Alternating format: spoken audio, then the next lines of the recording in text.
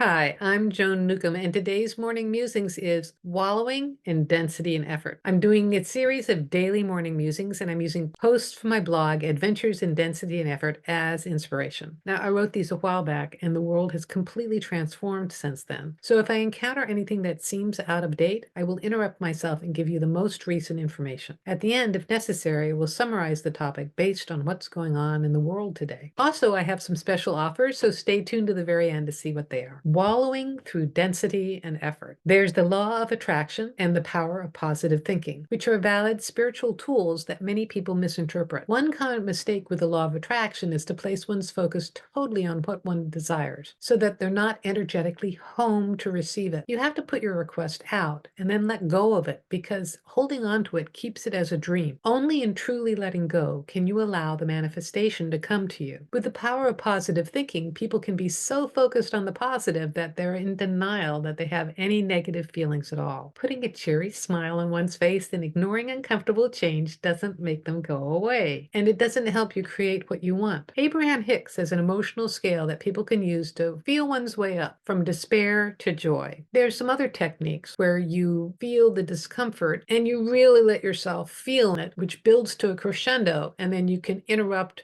or break through, stating that you are consciousness, creating everything down to the smallest detail. It's a way of reclaiming power from the illusion and then appreciating what a wonderful illusion it is. The trick to do that is to do it without any agenda or wish to change, fix, or manipulate the hologram. But people get stuck in a couple places with this. They get stuck in fully feeling the feelings and not breaking through them. They forget to appreciate the illusion. They think they have to feel better before they appreciate. But just saying the words, even if you don't think you mean them, can help. And even just reminding yourself that your consciousness creating this down to the smallest detail helps enormously. When you're wallowing in density and effort, you've forgotten that you are the infinite being who created all of this. When you remember who you are, you'll find the situation funny or exciting. Infinite beings love challenges, as well as creative story plots. Do you perpetuate your own wallowing? In the summer of 2004, when I was following Abraham Hicks, I realized that I was always making up conversations in my head with people,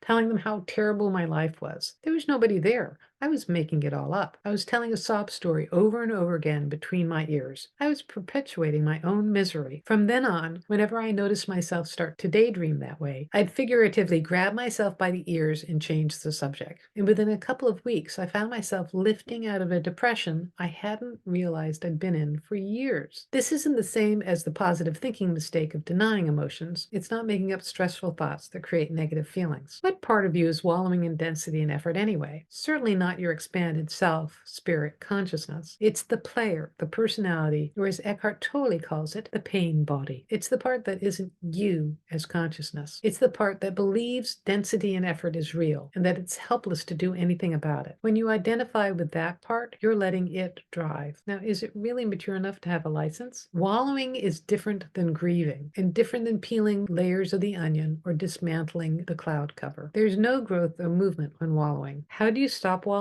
Grab yourself by the ears and tell a different story. Act like your expanded self. Remind yourself that you are consciousness, even if it feels like it's going through the emotions. Dive through the feelings to the other side. Try this for a week and see what happens. And leave me a comment below. I love to read your comments. So all of these are really useful suggestions for what's going on in the world today. We are going through a collective change that is so enormous, and you can just see the people who are wallowing in density and effort, and then the ones who are wallowing in density and effort and trying to get out of it, but feeling like it's quicksand. I find when I acknowledge myself as consciousness and make choices and take actions as consciousness rather than my body personality, that's when changes start to instantaneously happen. So if you like these videos, please click the like button and also click the subscribe button. And that way you're telling YouTube to share these far and wide and get this out to people who really need this information.